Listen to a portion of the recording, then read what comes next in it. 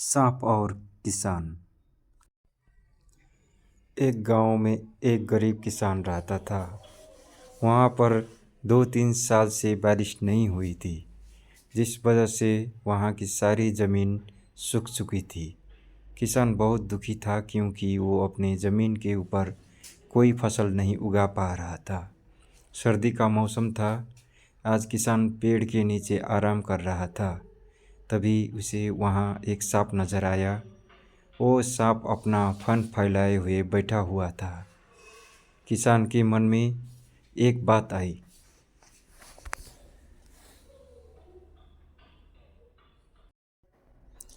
ये सांप काफ़ी सालों से यहाँ रहता है। इसे भी इस अकाल के समय में मेरी तरह खाना ढूंढने में परेशानी होगी। फिर गरीब किसान ने मन ही मन यह तय किया कि वो हर रोज़ सांप को एक कटोरी दूध पिलाएगा। अगले ही दिन किसान एक कटोरी में दूध लाया और सांप के बिल के पास रखकर कहने लगा, हे नागराज, आपको मेरा प्रणाम। मैंने कभी ध्यान नहीं दिया कि आप भी यही रहते हैं। सूखे की वजह से मैं तो परेशान हूँ और मुझे लगता है आपको भी परेशानी हो रही होगी। इसीलिए अब से मैं रोज़ आपको एक कटोरी दूध पिलाया करूँगा। ये बोलकर किसान ने वो कटोरी वहीं छोड़ दी और वहाँ से चला। अगले दिन सुबह जब वो कटोरी लेने वापस आया तो उसने देखा कि कटोरी में कुछ चमक रहा है। किसान ने कटोरी को उठाकर देखा तो उसके अंदर एक सोने का सिक्का था। फिर किसान हर रोज़ सांप को एक कटोरी दूध पिलाता और अगले दिन सुबह हर रोज़ उसे एक सोने का सिक्का मिलता। एक दिन किसान को किसी काम से शहर जाना था और उसने अपने बेटे को ये जिम्मेदारी सौंपी। उसने अपने बेटे को कहा, बेटा ध्यान से एक कटोरी दूध सांप के बिल के पास रख देना। किसान के बेटे ने अपने पिता के कहे अनुसार एक कटोरी दूध सांप के बिल के पास रख दी। अगली सुबह उसे भी सोने का सिक्का मिला।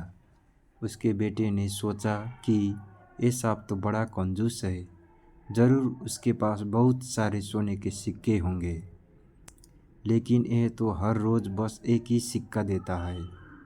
अगर मैं इसे मार दूँ तो मैं इसके सारे सोने के सिक्के ले सकता हूँ। अगली शाम जब लड़का दूध देने के लिए गया तो उसने सांप को देखते ही उस पर छड़ी से वार किया, मगर सांप भी सतर्क था।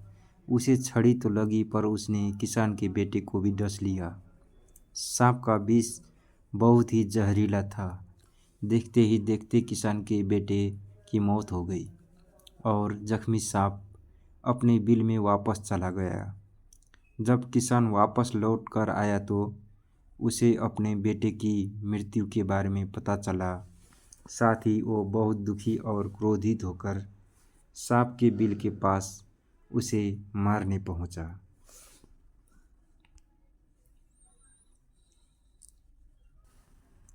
तभी उसने सांप को देखा कि सांप को भी चोट आई हुई है। उसे देखते ही वो समझ गया कि उसके बेटे ने सांप पर हमला किया होगा। वो समझ गया कि परिस्थिति ही कुछ ऐसी हो गई होगी कि सांप ने उसके बेटे को डसा होगा। उसने हाथ जोड़कर सांप से माफ़ी मांगी और सांप से अपने बेटे को वापस लाने के लिए कहा। थोड़ी देर बाद सांप अपने बिल में जाकर बाहर आया और उसने किसान को एक जड़ी बूटी दी।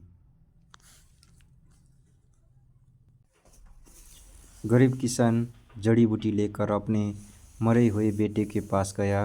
उसने उसके नाक के पास वो जड़ी बूटी रखी। थोड़ी देर बाद उसका बेटा खांसता हुआ उठ खड़ा हुआ। जिंदा होने के बाद किसान के बेटे को उसकी गलती का एहसास हुआ और अपने पिता के साथ सांप के बिल के पास गया और उससे हाथ जोड़कर माफ़ी मांगी और बोला, हे नागराज, मुझे क्षमा कर दीजिए।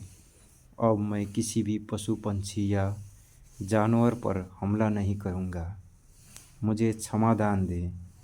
सांप ने भी खुश होकर अपना सिर हिलाया और वापस अपने बिल में चला गया।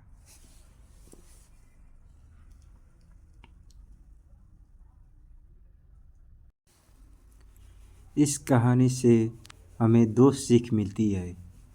पहले कि लालच करना बुरी बात है और दूसरी सीख ये है कि हमें निर्दोष जीवों पे हमला नहीं करना चाहिए। हमें उन्हें बिल्कुल भी परेशान नहीं करना चाहिए।